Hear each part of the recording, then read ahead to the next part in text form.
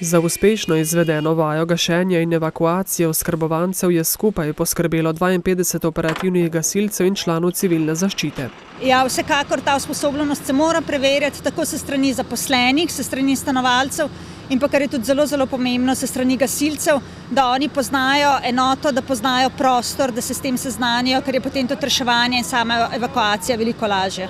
A vaja je hkrati razgalila tudi nekatere pomanjkljivosti.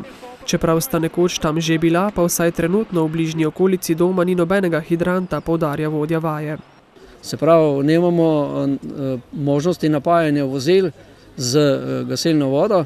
Najbližji hidrant je oddaljen cirka 200 metrov, še nekoliko več, in le-ta poteka preko regionalne ceste.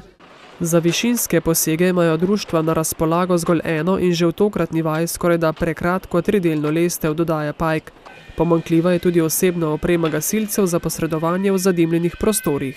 Se pravi, z dihalno tehniko. Tukaj smo nekoliko omejeni z številom teh posredovalcev, ker če bi imeli več ponesrečencev, ki bi ostali zajeti v prostoru, bi to reševanje trajalo nekoliko dalj, ker nam primanjkuje te opreme. Razpoložljivo gasilsko opremo je zato nujno dopolniti z novo. Občina je že v proračunu za leto 2015 dala več sredstev, ki bodo namenjena za nakup dodatne opreme za naša gasilska društva za civilno zaščito. Sedaj se dela seznam najbolj potrebne opreme, tako da bomo v letu 2015 dokupili še to opremo.